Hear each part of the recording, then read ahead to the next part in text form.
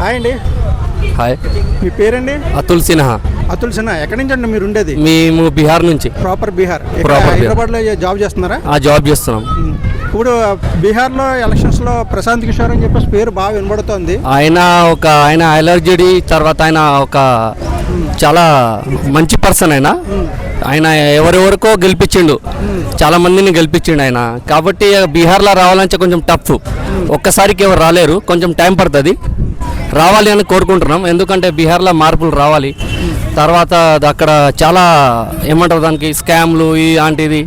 ఇప్పుడు నితీష్ కుమార్ గారు ఉన్నారు, చాలా చేసినారు బీహార్లో. కాబట్టి అంత అయిపోయింది ఆయన పని. కొత్త యూత్ ఎవరైనా రావాలి, అక్కడ మంచిగా చేయాలి బీహార్లో అని కోరుకుంటున్నాను నేను. ఇంకా నితీష్ కుమార్ గారు ఏజ్ బాగా ఎక్కువైపోయింది, ఆయన ఇంక ఈసారి రాడు, చాలాసార్లు గెలిచాడు కాబట్టి అంటున్నారు. మరి నెక్స్ట్ టైం వచ్చేది ఎవరంటారండి మళ్ళీ అయితే? ఒకవేళ నెక్స్ట్ టైం అంటే పోయినసారికి చూసుకుంటే టఫ్ ఇచ్చింది, ఆర్జేడీ ఇచ్చింది. ఈసారి కూడా వస్తుందేమో, చెప్పలేము మనం. పాలిటిక్స్ కి నితీష్ కుమార్ బీజేపీ కూటమి, ఆర్జేడీ కాంగ్రెస్ కూటమి, ఈ రెండు కూటమిలోనే ఛాన్స్ ఉంటుందా? ప్రశాంత్ కిషోర్ అన్న వచ్చే అవకాశం ఉందని అంటారా? ప్రశాంత్ కిషోర్ గారు కొంచెం కష్టం ఈసారికి. నెక్స్ట్ టైంకి అయితే రావచ్చు. తర్వాత మనకి బీహార్లో ఇంకొక పర్సన్ ఉన్నాడు, న్యూ పర్సన్ ఉన్నాడు. ఆయన డైడీ చాలా పాలిటిక్స్లో చాలా సంవత్సరం చేసిండు. ఆయన పేరు తేజస్వి, పేరు మర్చిపోయినా, సారీ, లేదు తేజస్వి పాస్వాన్. ఆయన చిరాగ్ పాస్వాన్, సారీ, చిరాగ్ పాస్వాన్ ఆయన పేరు. అంటే బీజేపీలో ఒక స్ట్రాంగ్ పర్సన్ ఉంది, అది అంటే తీసుకోవడానికి. ముందు ముందు తెలుస్తుంది మనకి ఏమవుతుంది ఏంటనేది. అవకాశం ఉంటుంది. చాలా యంగ్ పర్సన్ ఆయన మాట్లాడే విధానం, తర్వాత హిందూయిజం గురించి దేనికైనా ముందుకుంటాడు. యూనిటీ ఉంటుంది ఆయన దగ్గర. నేను ఆయనకి 2023లో చూసిన బీహార్లో. Central minister, food minister. అది ఏమంటారు మనకి మంత్రి మండలి డిసైడ్ చేస్తాను, ఆయన ఒక్కరి వల్ల కాదు కదా. ఎందుకంటే ఆయన బీజేపీలో అలైన్మెంట్ అయింది, బీజేపీలో కలిసిండు. అంటే అవకాశం ఒక్కరి వల్ల రాలేదు, ఇంకా ఇద్దరు ముగ్గురు రావాలి. ఆయన బీజేపీ నుంచి ఉంటే ఫేస్ ఏమైనా రావచ్చు అని కోరుకుంటున్నాను నేను. నితీష్ కుమార్ గారు అయితే అయిపోయింది పని, చాలా ఏజ్ పర్సన్ అయిపోయింది. ఆయన ఏం మాటలు చెప్పాలి, ఏమంటారు అసెంబ్లీలో ఏం చెప్పాలి, ఏంటి ఏం తెలియకుండానే ఏమో మంచి బేకార్ మాటలు చెప్పేస్తాడు ఆయన అని. అట్లా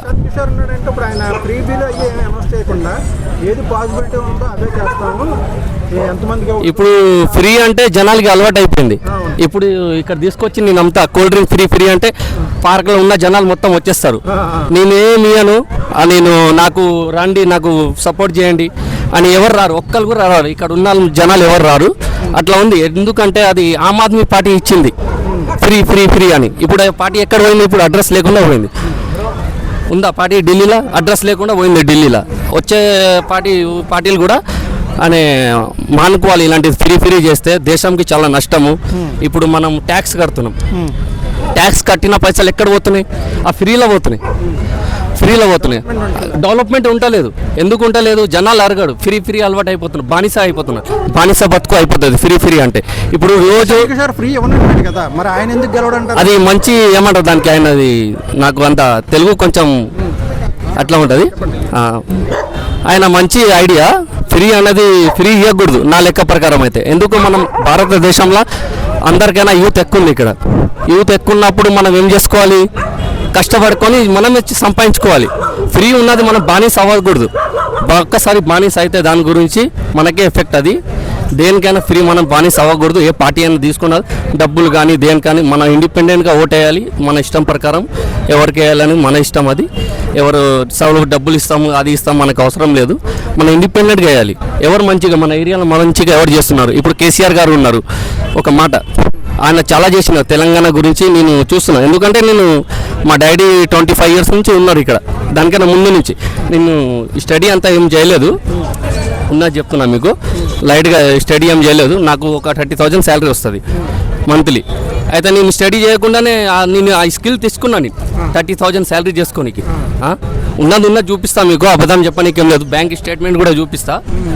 ఇక్కడ ఫేక్ ఏమన్నా కేసీఆర్ గారు బాగా చేసినారు. గవర్నమెంట్ బాగుందంటే ఇట్లా ఇట్లా ఉంది. నడిపించుకోవాలి, ఏం చేసుకోలేము. అదే ఇప్పుడు ప్రశాంత్ కిషోర్ గారు అంటున్నారు బీహార్ యువకులు అందరూ కూడా బయటికి వెళ్ళి పనిచేస్తూ ఉంటారు. అవును, ఆంధ్రప్రదేశ్, తెలంగాణ, ఇప్పుడు రాజస్థాన్, ఉత్తరప్రదేశ్ అక్కడ ఎన్ని చోట్ల వెళ్ళి పనిచేస్తూ ఉంటారు. అవును, వాళ్ళు బయటికి వెళ్ళే అవసరం లేకుండా బీహార్లోనే వాళ్ళకి ఉద్యోగాలు వచ్చేలా నేను చేస్తాను అంటున్నాను. చేస్తారంటే అది చెప్తే అంత సాధ్యం కాదు, కొంచెం టైం పడుతుంది. ఎందుకంటే బీహార్ కొంచెం చాలా ఏమంటారు జియోగ్రఫీలా కొంచెం అది ఉంది. 10 సంవత్సరం చూడండి మీరు, అన్ని రాష్ట్రాన్ని చూస్తారు మీరు, ఏమంటారు దానికి వరదలు వచ్చేస్తుంది వర్షం పడితే. బీహార్ది ఎక్కువ రాదు, కేరళ వచ్చేస్తుంది, కర్ణాటక వచ్చేస్తుంది, బెంగళూరు వచ్చేస్తుంది, బొంబాయి వచ్చేస్తుంది, ఢిల్లీ వచ్చేస్తుంది. బీహార్ది ఎప్పుడైనా చూసినారా? 10 సంవత్సరం బీహార్ మునుగుతుంది, 60% మునిగిపోతుంది. ఎందుకు? దాని గురించి ఏం చేస్తలేదు, కరప్షన్ ఎక్కువ అయిపోయింది, కరప్షన్ ఎక్కువ ఉంది. దానికి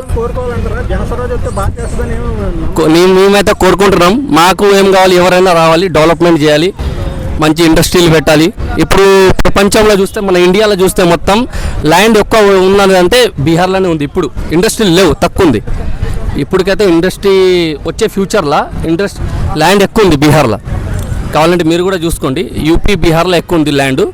వచ్చే ఫ్యూచర్లో రావచ్చు, అక్కడే పెద్ద పెద్ద ఇండస్ట్రీ రావచ్చు. ఇప్పుడు నితీష్ కుమార్ గారు ఎవరు నాకు మర్చిపోయినా, నితీష్ కుమార్ గారు అన్నారు 3 ఐటీలు పెడతా అని. ఒక్క ఐటీ పెడితే చాలు కదా, 3 ఐటీలు ఎవరికి కావాలి? ఒక్క ఐటీ పెడితే తర్వాత 3 వస్తుందా లేదా ఎవరు చూస్తారు? ఒక్క ఐటీ పెడితే చాలు. నేను కోరుకుంటున్నాం మంచిగా చేయాలి. నితీష్ కుమార్ కూడా చాలా మంచిగా చేసినారు, లిక్కర్ కానీ ఏదైనా కానీ బ్యాన్ చేసినారు. జనాల్ని ఫీడ్బ్యాక్ తీసుకొని జనాలు మనకి ఏం కావాలని కోరుకుంటున్నారు. ఆయన కూడా బాగా చేసినారు. ఇక్కడ రేవంత్ రెడ్డి గారు కూడా చేస్తున్నారు. అట్లా ఏం లేదు, మనకి ఎవరు మంచిగా చేస్తే వాళ్ళకి సపోర్ట్ యూత్ తరపు నుంచి.